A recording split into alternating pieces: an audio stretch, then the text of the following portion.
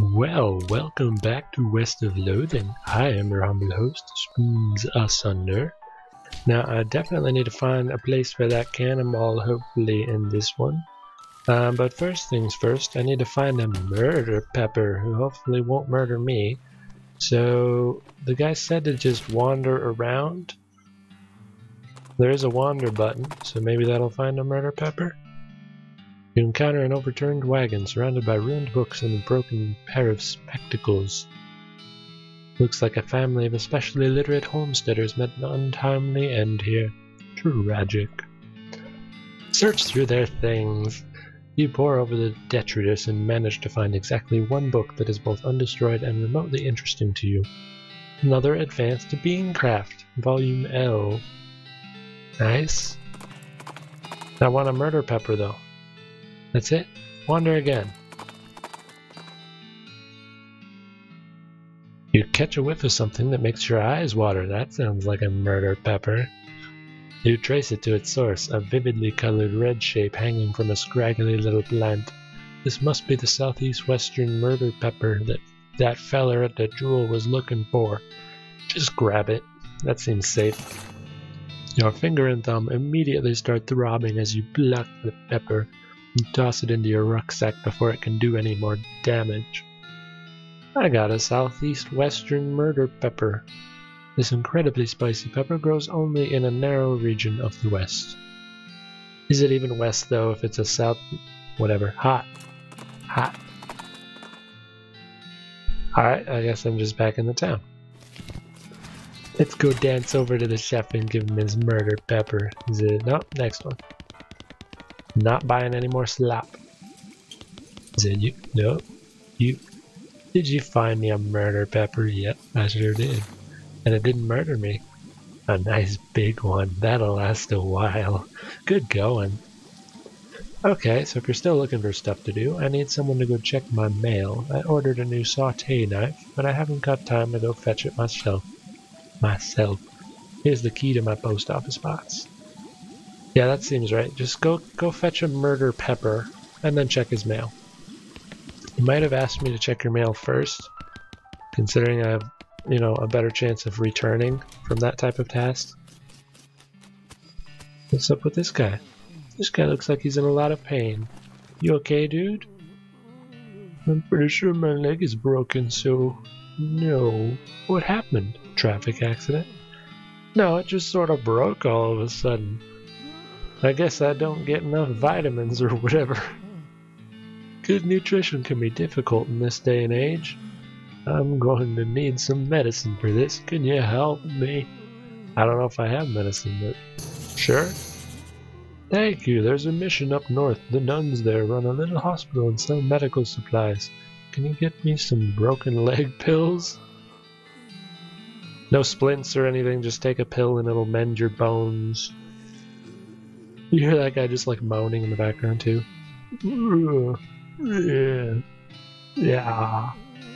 Poor dude. Post office. Let me check the box. You find P.O. Box 441, the one that belongs to the chef at the jewel. Open it. You open the box, and a torrent of junk mail falls out to reveal a knife just sitting loose in the box. That's not safe. A saute knife. Even though you're holding it, you're still pretty sure there's no such thing as a saute knife. Anyway, it's too thin to use as a weapon, so it's not even worth stealing. I'll be the judge of that. I'm dancing to him again. I guess my Mr. Frank here really likes this chef. Have you got my knife? Yep, there you go. Excellent. Excellent. This will work a lot better than that hammer I was using. A saute hammer? Okay, I only need one more favor from you, but it's the most important. I used to have this recipe for a very secret jerk sauce. But my jerk friend Dave J stole it from me, and then he died and took that secret to his grave. The jerk. Literally, I mean, he was buried with the secret. You want me to dig up your friend's grave? He's dead, he won't mind. Alright, where's he buried? In the Daveyard, naturally. His name was Dave.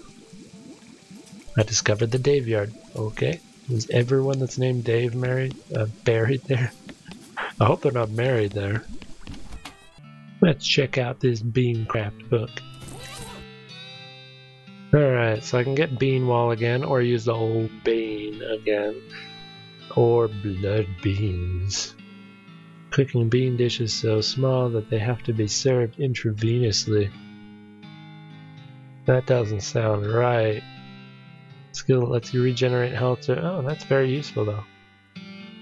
Inject some beans in the bloodstream and just get all my health back. Maybe I can test it on that broken leg dude and see if it helps him. See, I'm not sure if Bean Wall will be a problem for my ranged attacks too. So I'm tempted to learn Blood Beans because I feel like health regeneration would be awesome. So I'm learning Blood Beans. You master the art of microscopic bean conjuration and fill your bloodstream with restorative proteins. That sounds about right. Your bloodstream is chock full of tiny beans, which are in turn chock full of restorative proteins. 3 HP per round. Not a lot, but it's probably still useful for a long fight. Unfortunately, you get so distracted by your newfound vigor that you misplace the book. Oh. I got 30 XP, I should figure out how to spend this. I could upgrade my blood beans already, but I don't know how effective it is currently. I feel like glamour will be useful to get early because it helps me get more meat and more items. So I'm tempted to get that and some grit. Yeah, that's what I'll do. Some grit for some max HP in case I'm more prone to die than I realize, and some glamour. Because more meat is always a good thing. I'm going to Cavern Canyon again to see if I missed anything. You see a streak of fire blast across the sky and land just over the horizon. You ride to the site of the impact and find a meteor. Pick up the loose pieces. Oh wow, that's a decent amount of meat. Oh, I guess I get it. It was a meteor. The meteor. Nice. So I kind of teleported back after arresting these guys, and I didn't explore the rest of the cave. So I hope the spider's not here and just will kill me immediately. But if not, I kind of want to see if there's anything else. But I can't go up there because it's vertical. Let me just handstand over. There's their fire. Aha! There were a couple more doors. It's a good thing I double checked. Danger bar or danger kitchen. I'm gonna go in the danger kitchen first. There's someone in here. Did I forget to arrest you? This poor chef is chained to the wall. Oh, he's a prisoner. I won't arrest you. You've already been arrested. Physically. His eyes widen as you approach. Hey, you're not one of them. Are you here to rescue me? A little late, but yeah? Sure. Oh, thank goodness. He thrusts his hand into yours and shakes vigorously. How does he do that if he's chained to the wall? I'm Doug. Frank, how do you do, Doug? Well, I've been chained up in this dank cave for weeks, cooking for those stripy-hatted idiots. That does sound awful. You want to know the worst part? There's a perfectly good oven 8 feet to my right and a shelf of perfectly good ingredients 8 feet to my left. And this chain is too short. How's that the worst part? This chain is only 4 feet long. Yeah, I thought so. He just really likes cooking. That's rough. I know, right? There I was, fresh out of culinary school with a million meat idea in my head. And now here I am, 4 feet shy of my dreams, cooking the same pot of soup over and over and over and over again. For stripy-hatted idiots. What million meat idea? I get lots of those myself. You promised not to steal my idea, right? Yeah, sure. I promise. Okay then, it's a new kind of sandwich. Or maybe a taco. It's so revolutionary that I'm not quite sure where it fits in the whole hand food taxonomy, to be honest. Anyway, in the middle of it, there's a sausage, but it's sausage made from the cheapest possible parts of a pig, ground up so finely that you can't identify them anymore. That sounds like a normal hot dog. Okay. And it's served in a long split roll which soaks up the grease so you can't tell how fatty the sausage is. That's a hot dog. It's already been done, Doug. Then the best part, the name. You ready to hear the name? Sure. I call it the hot dog. Maybe you shouldn't. What do you think?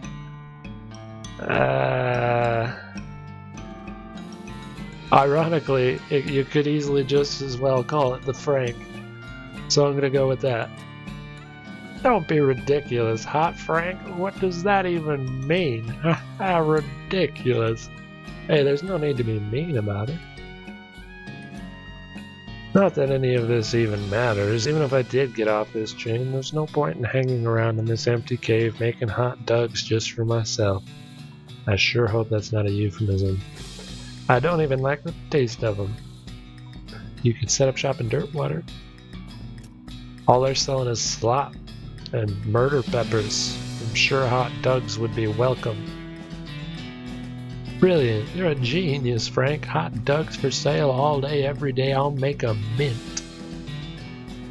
Don't put mint in the hot dogs, though.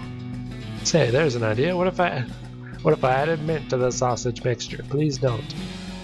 You help him break his chains. He leaves the cave, hauling the oven and the shelf full of ingredients, muttering to himself about new sausage recipes.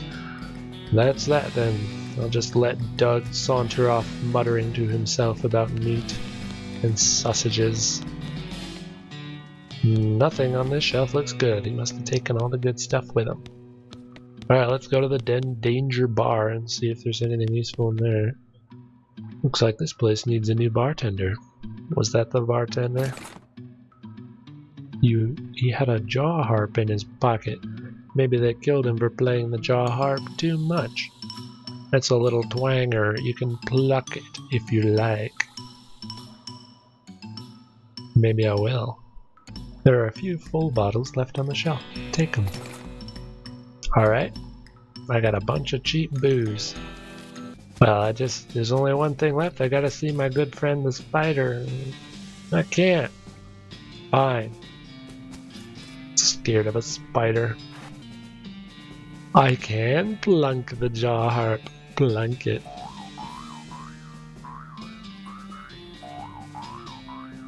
You stick the twanger in your mouth and plunk it as best you can. Plunk it some more.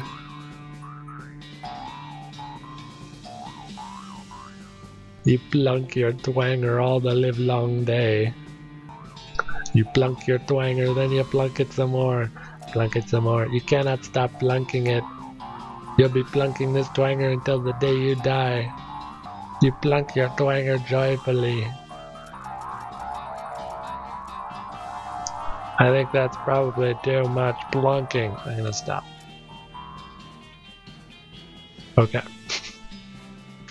Alright, let's go to the Daveyard and see if there's any Daves buried there. You spot the smoldering ruin of a ranch on the horizon. Ominous. The Stearns Ranch. Okay, I'm gonna go to the Daveyard first though. These are shaky. Shaky skeletons. These remains look pretty restless. Put them down for good. Maybe I get to try my bean golem finally. That'd be awesome. Okay, bean golem. Is that the guy I'm gonna summon? That's cool. They cost 2 though, so I sure hope they're good. I gotta try it. I got a bean golem. He's awesome. I kinda don't want to burn the guy just in case it kills him in one hit, because I want to see what the bean golem can do. Alright, Gary. You can make another Gary. That's not right. My bean golem's pretty awesome. I like that. I got like a wall of Garys and beans now. There's no way he's getting to me. So I'm gonna just run through that wall and knife him. That was a little too easy. You made the restless remains more restful. I got a handful of loose teeth. Here lies Dave B, tied with his boots on, but not his pants. That's the way every guy wants to die, right? Do I get his boots now? I do get his boots. dig up the grave just to check the veracity of the epitaph. Sure enough, boots but no pants.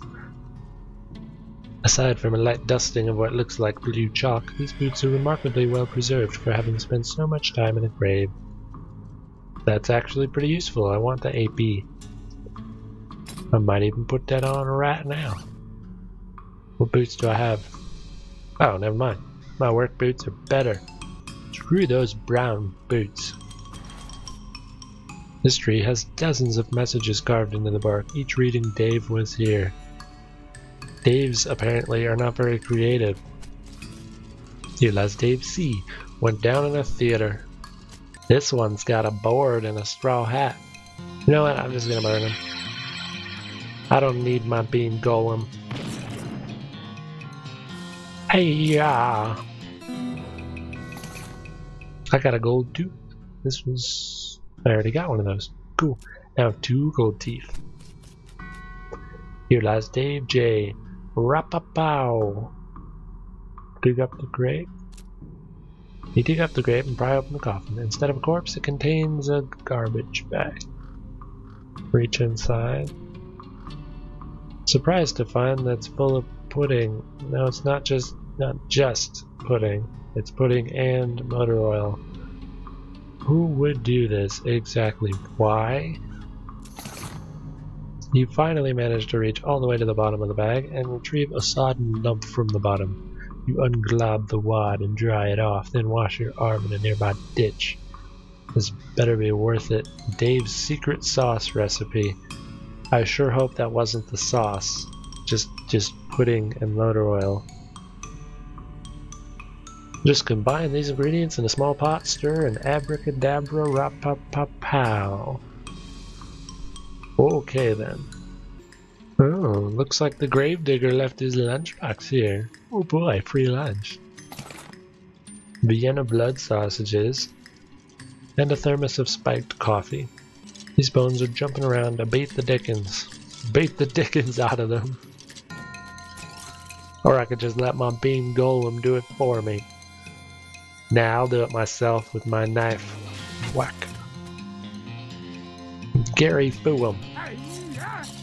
We actually hit him twice. You're getting better, Gary, but it's still not 3. Another handful of loose teeth. You check the bones for Dickens. Nope, you beat them all out. That's right. Here lies Dave G, murdered by a different feller named Dave G. There's way too many Daves in this world. It's a pile of bones that isn't moving around for a change. Cool! I'll just dig through it. A skull with an odd tag on it. Little piece of paper tied to it, which has intercemetery loan on the side. That's not a thing. I really hope that's not a thing. What's in here?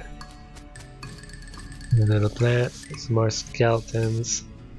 This is one of those things they have in mausoleums. You know, one of those big marble things with drawers full of skeletons. Open one, open a whole bunch. Or I'll leave them be for now. I can come back. They might have a different use. Some kind of ritual circle drawn on the ground in red chalk. Sure it was red chalk. This is a pile of mostly burned rags that maybe used to be a person?